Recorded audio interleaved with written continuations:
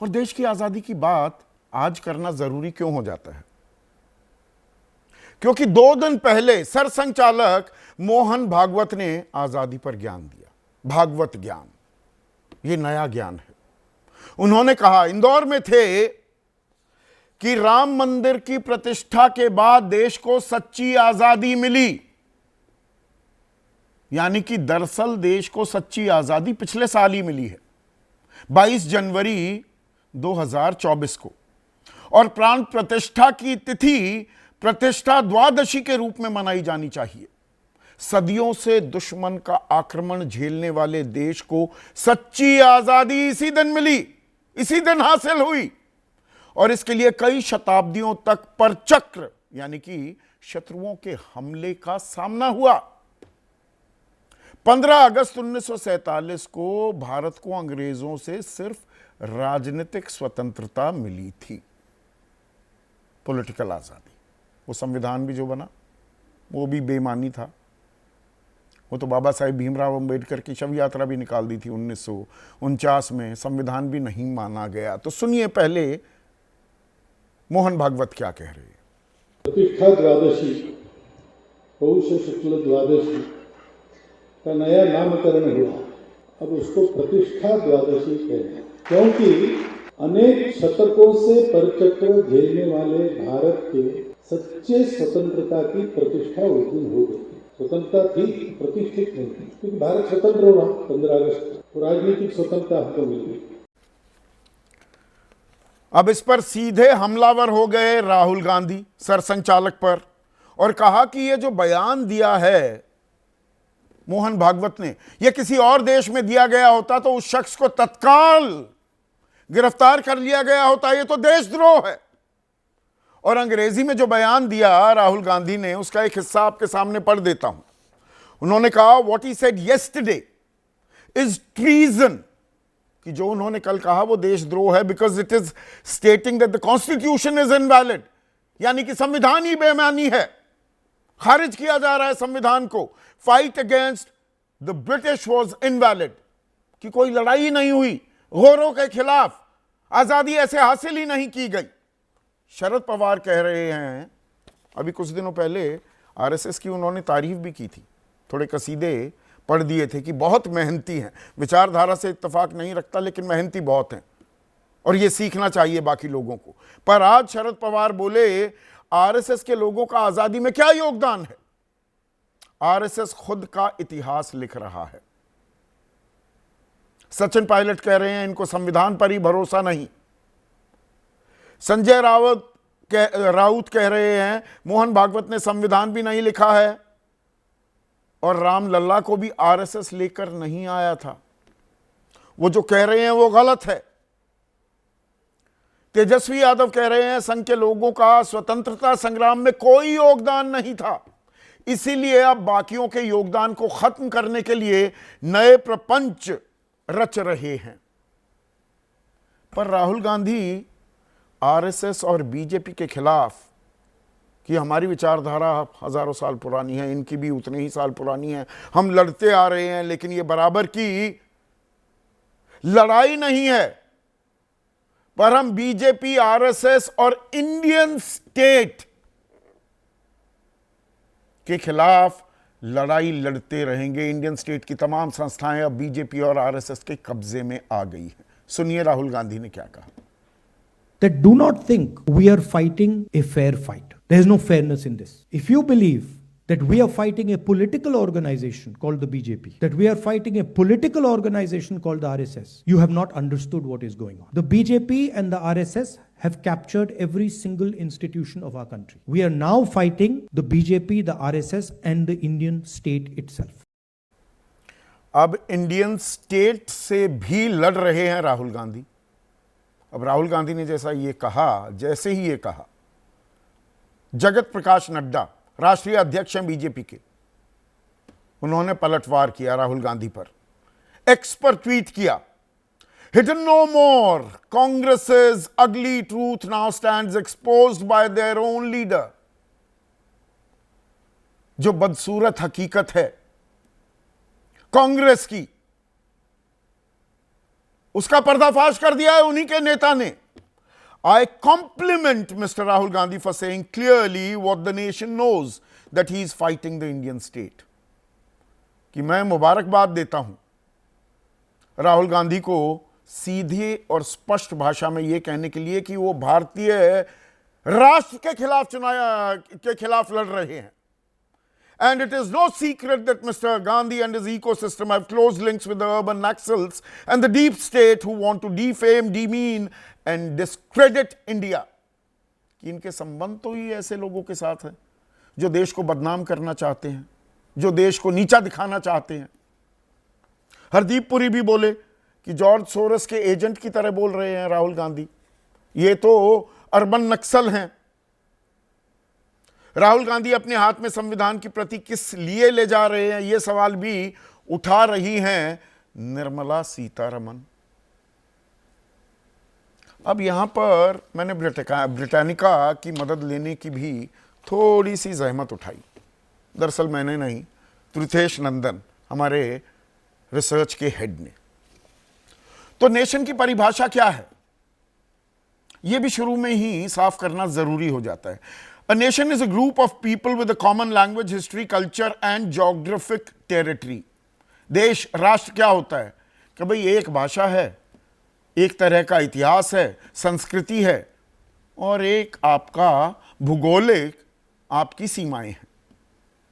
और स्टेट क्या होता है? State is an association of people characterised by formal institutions of government including laws, permanent territorial boundaries and sovereignty. यानी कि जो संस्थाएं हैं, जो व्यवस्था है, जो सरकार चलाती हैं, देश को चलाती हैं, और उसमें भूगोलिक सीमाएं भी हैं और देश की संप्रभुता, इसे स्टेट कहते हैं। तो यहां पर दरअसल कौन अपमान कर रहा है और कौन देशद्रोह कर रहा है, इसी पर आज ये बहुत ही गंभीर चर्चा हम करने वाले हैं। ऐसे में आज का सीधा सवाल, आजादी पर भागवत ज्ञान, किया संविधान का अपमान, और इंडियन स्टेट से विद्रोह, राहुल कर बैठे देशद्रोह। चर्चा में आज सीधा फेस ऑफ है। आरएसएस के बड़े विचारक हैं, राज्यसभा सांसद रह चुके हैं, बीजेपी से जुड़े हुए हैं, वरिष्ठ नेता हैं, शिक्षाविद भी हैं, राकेश सिन्हा, और कांग्रेस की राष्ट्रीय प्रवक्ता उनका सोशल मीडिया देखती हैं, देश की सबसे बड़ी पत्रकारों में रह चुकी हैं राजनीति में कदम रखने से पहले, सुप्रिया श्रीनेट। राकेश सिन्हा, राम मंदिर की प्रतिष्ठा के बाद देश को सच्ची आजादी मिली, तो 78 साल से हम क्या कर रहे थे? आजाद नहीं थे। क्या कहना चाह रहे हैं मोहन भागवत? देखिए, एक बात जाहिर है कि मोहन भागवत जी वही कह रहे हैं जो महर्षि अरविंद, बिपिन चंद्र पाल और लोकमान्य तिलक कहते थे। ये और बात है कि इस धारा को कांग्रेस ने दबाकर अपने पैर में कुल्हाड़ी मार ली। इसको कहते हैं पत्थर बांधकर नदी में तैरना। कांग्रेस पार्टी ने इस देश की संस्कृति को छोड़कर वही काम किया जो लोग कोई एक ऐसा व्यक्ति करता है जो अपने शरीर में पत्थर बांध लेता है, फिर पानी में तैरने जाता है। मैं एक घटना का जिक्र करता हूँ क्योंकि ये बहुत महत्वपूर्ण विषय है, हम दो लोग ही विमर्श में हैं। 1931 में कलकत्ता में एक मेमोरियल लेक्चर हुआ था। इस देश के सबसे सर्वमान्य दार्शनिक, जिन्होंने बीएचयू में भी फिलॉसफी डिपार्टमेंट की स्थापना की, उसके हेड ऑफ द डिपार्टमेंट रहे, कृष्णचंद्र भट्टाचार्य ने भाषण में कहा था, जिसका टाइटल था विचारों में स्वराज। उन्होंने कहा जब तक किसी समाज को विचारों में स्वराज नहीं प्राप्त होता, उसकी संस्कृति मुक्त नहीं होती है विदेशी दास्ता से, विदेशी उस दुर्भावना से, तब तक वह समाज और राज्य स्वतंत्र नहीं माना जाता है। भौगोलिक और राजनीतिक आज़ादी एक आज़ादी का एक हिस्सा है, उसका दूसरा हिस्सा सांस्कृतिक और वैचारिक आज़ादी है। मैकालेवादी संस्कृति जिसको नेहरू लेकर चलते रहे, जिसको लेकर आप भी चल रहे हैं, जिसके समर्थक आपको भी मैं मानता हूं, वह मैकालेवादी संस्कृति इस देश पर छाई रही। राम मंदिर का आंदोलन सिर्फ एक मंदिर निर्माण नहीं था, 500 वर्षों से एक वैचारिक संघर्ष था कि मुगल काल में हमारी आस्था को, सिर्फ हिंदू आस्था का सवाल नहीं है, स्वतंत्रता वह स्वतंत्रता है जिसमें व्यक्ति को पूजा करने की अपनी स्वतंत्रता हो, उसकी क्षमता के अनुसार पूजा करता हो, कोई विदेशी आक्रांता हो या देश का आक्रांता हो जो पूजा करने का स्थान को ध्वस्त करता है। यही सोमनाथ मंदिर में के.एम. मुंशी ने कहा था, सब conscience of India. Nehru ji को कहा कि भारत की उपचेतना इस मंदिर के साथ है, और इसमें मोहन भागवत जी ने कहा भारत की चेतना इस मंदिर के साथ है। उपचेतना से चेतना तक की यात्रा में मोहन भागवत जी ने साफ तौर पर सही बात कही, जो कृष्ण भट्टाचार्य ने 1931 में कहा, बिपिन चंद्र पाल ने सोल ऑफ इंडिया में लिखा, जो महर्षि अरविंद ने वंदे मातरम में पांडिचेरी में लिखा। उसी बात को उन्होंने कहा कि देश को दूसरी आज़ादी यानी असली आज़ादी, एक सांस्कृतिक और वैचारिक आज़ादी राम मंदिर की स्थापना के बाद मिली। ठीक है, किसको अब क्यों एक आपत्ति मिनट, है? कोई कांग्रेस को आपत्ति इसलिए आपत्ति है। नहीं नहीं, कांग्रेस पर आते हैं राकेश सिन्हा साहब। अरे आप और सुप्रिया ही हैं, कोई परेशानी नहीं, पूरा वक्त है हमारे पास। उसमें आपने कहा कि यही सच्ची आजादी है, तो मुझे एक चीज बताइए, 1925 में 100वां साल है राष्ट्रीय स्वयंसेवक संघ का। पहली बार राष्ट्रीय स्वयंसेवक संघ ने राम मंदिर या राम मंदिर निर्माण का जिक्र कब किया?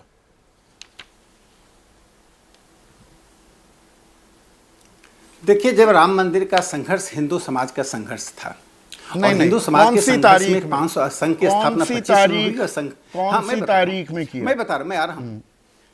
नहीं, मैं बता रहा हूं, संघ इस आंदोलन से 60 के दशक से अनौपचारिक रूप से जुड़ा हुआ था। अनौपचारिक नहीं, मैं और औपचारिक अलग-अलग स्तर पर जानकारी आपसे छोटे-छोटे चाह आंदोलन चलते थे। नहीं, मैं हाँ, आपसे मैं औपचारिक सुन रहा हूं। जानकारी चाह रहा हूं, अनौपचारिक कुछ नहीं होता।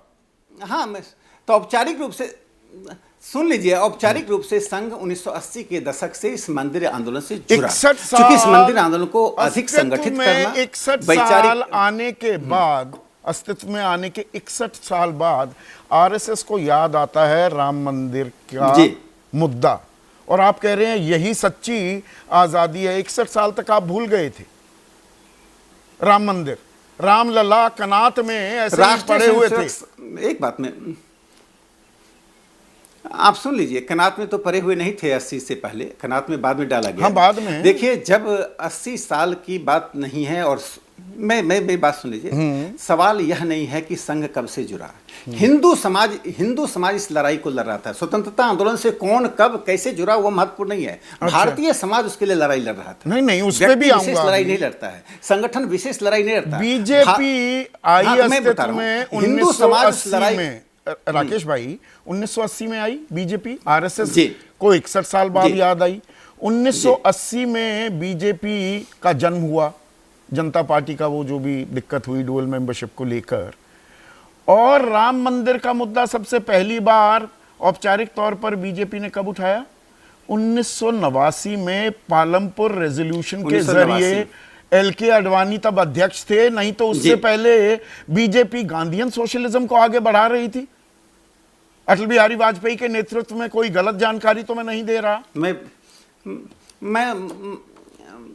मैं उसका उत्तर देता हूं। किसी विचार को, किसी संस्था को एक रिजोल्यूशन से आप मत देखिए। भारतीय जनसंघ के 1950 से लेकर जनसंघ 1973 तक अस्तित्व में रहा। उसके बाद उसका इमरजेंसी के बाद इसका मर्जर जनता पार्टी में हुआ। जनसंघ के एजेंडे में 1951 में जनसंघ आया, जनसंघ के एजेंडे में कभी राम मंदिर रहा ही नहीं। ये जब मैं कह रहा हूं गलत तो नहीं कह रहा। मेरी बात सुनिए। एक आंदोलन को जमीन पर जब बढ़ती है, फिर उसको संगठित रूप से राष्ट्रीय स्तर पर ले जाने का काम संघ और भारतीय जनता पार्टी ने किया। और यह काम हम इसलिए किए कि यह सांस्कृतिक प्रश्न था, यह इसलिए किए कि सिर्फ एक मंदिर का नहीं था। देश में सूडो सेकुलरिज्म, छद्म धर्मनिरपेक्षता जो इस देश में लंबे समय से तो आप भी छद्म धर्मनिरपेक्षता निभा रहा था आरएसएस 1947 से 1980 तक, वो भी छद्म धर्मनिरपेक्ष वादी कर रहा था, राम मंदिर को भूले हुए थे। अरे 1949 में अवतरित हो गए थे ना भगवान राम अयोध्या में। सुन लीजिए 2 बातें मेरी सुन लीजिए। इस सभ्यता के निर्माण में मंदिर के साथ जब संस्कृति पर जहां भी हमला हुआ, जब धर्म परिवर्तन कराया जा रहा था, संघ अकेला संस्था जो उसकी लड़ाई लड़ता रहा। काउ स्लॉटर पर जो दिल्ली में बड़ा प्रदर्शन हुआ, जिसमें साधु संतों पर भी नेहरू सरकार ने गोलियां लाठी बरसाई, निर्दोष साधु संतों पर पहली बार दुनिया के इतिहास में। यदि किसी ईसाई देश में होता, किसी मुस्लिम देश में होता, वो सरकार बदल गई होती। इस देश के लोगों का इतना डी हिंदुआइजेशन हो चुका था, इतना अहिंदुकरण कर दिया गया था। राष्ट्रीय स्वयंसेवक संघ 100 साल के एजेंडा में आज इस देश को हिंदुत्व के राह पर ले आया। यही कारण था वीएन गार्गी अच्छा, 80 तक उस राह पर नहीं कांग्रेस था। के अध्यक्ष को पत्र लिखकर कहा था कि राम मंदिर की बात तो 1980 तक नहीं कर रहा था। हिंदुत्व संघ मानसिक और अनौपचारिक रूप से उस आंदोलन के लिए जमीन तैयार कर रहा था। जमीन तैयार होने के बाद ही एक तरह से धर्म युद्ध किया जाता। धर्म युद्ध 1986 में मोरोपंत पिंगले ने यह प्रस्ताव पास कराया, एग्जैक्टली 61 साल बाद आरएसएस की प्रतिनिधि सभा में। तो मेरी बात सुन लीजिए। मीनाक्षीपुरम में जब धर्म परिवर्तन की घटना हुई इंदिरा गांधी के नाक के नीचे, और पेट्रो डॉलर से धर्म परिवर्तन होने लगा, जब हम ये सरकार आंख कान बंद करके बैठी हुई थी, हिंदुओं के साथ द्वैध व्यवहार शुरू हो गया, गौ हत्या धरआम हो रही थी, कि ईसाई मिशनरियों को खुली छूट दी जा रही थी, इस देश की अनेक समस्याएं थी। यह संघ ही है जिसने 60 के दशक में अनटचेबिलिटी के खिलाफ, तो मतलब देश आजाद नहीं था। अच्छा, ये बताइए, राकेश सिन्हा साहब, शायद कुछ लोग ना जानते हों और ये जानना भी बहुत ज़रूरी है, आप दिल्ली यूनिवर्सिटी के बीए के भी टॉपर, एमए के भी टॉपर, आप बहुत ही एक टैलेंटेड, एक बहुत ही इंटेलिजेंट स्टूडेंट रहे। 80 के दशक में आप दिल्ली यूनिवर्सिटी में थे, तो ये जो 47 से देश आज़ाद हुआ, उसके बाद आईआईटी बनी, आईआईएम बने, एम्स बने, बांध बने, दिल्ली यूनिवर्सिटी जैसी यूनिवर्सिटी बनी, जेएनयू जैसी यूनिवर्सिटी बनी, और आप वहाँ पर पढ़े भी हैं, तो दरअसल हम गुलामी के युग में ही जी रहे थे जब आप टॉप कर रहे थे यूनिवर्सिटी में। नहीं, तो मैंने मोहन भागवत जी ने जो कहा उसको आपने पूरा शायद पढ़ा, निश्चित होगा। मोहन भागवत जी ने कहा 15 अगस्त 1947 को हमें राजनीतिक आज़ादी मिली, भौगोलिक आज़ादी मिली। और आपको मैं बता दूं कि महात्मा गांधी 15 अगस्त 1947 के सेलिब्रेशन में क्यों नहीं शामिल हुए, पूछिए। महात्मा गांधी जी से जब कहा गया, बीबीसी ने आकर अप्रोच किया कि आप एक आज़ादी पर संदेश दीजिए, तो उन्होंने क्यों नहीं दिया? उन्होंने क्या कहा था? जिस दिन मेकालेवाद समाप्त हो जाएगा, जिस दिन इस देश की संस्कृति, इस देश की भाषा, इस देश के लोग उस गुलामी मानसिकता से मुक्त हो जाएंगे, उस दिन ये देश आजाद हो गया। महात्मा गांधी तो जी का इसीलिए संविधान भी आरएसएस नहीं मानता था। एक मिनट राकेश, संविधान को भी नहीं माना जी।